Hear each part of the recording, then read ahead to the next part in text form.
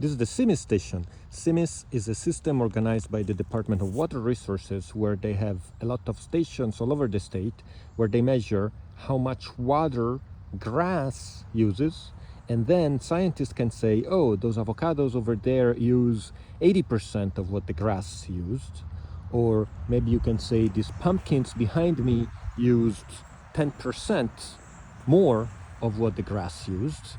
And so that's called the crop coefficient. It would be 1.1 for the pumpkins, or maybe it would be 0.8 for the avocados. So can I use the same system for my greenhouse?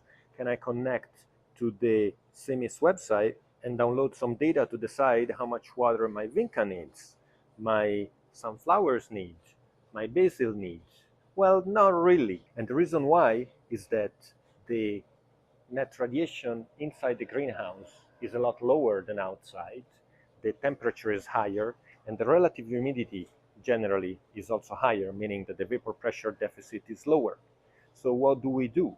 We measure directly how much water evaporates in a greenhouse, and this is an instrument called the natmometer. And recently I read an article from my friend Kieri Kubota at Ohio State, where she uses petri dishes or food containers to measure how much water evaporates, and she has her students measuring how many milliliters every day went down.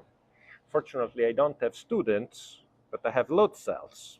And so I set this beaker on this load cell, and the load cell is connected to the data logger. And the data logger measures every day how many milliliters of water evaporated.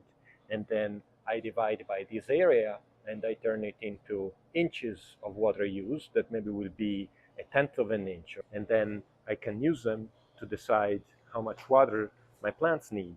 And you can do it too, just measuring how many grams this weighs, and at the end of the day it will be a lower number of grams, but grams are the same as milliliters of water, and so you will be measuring how many milliliters evaporated from the beaker. So generally in a greenhouse you get higher evapotranspiration during winter because it's warmer than it would be outside, and lower evapotranspiration during summer because it's darker, there is less net radiation in the greenhouse than the one that is outside. And if you learned something through this video, please scan this code and give us some feedback.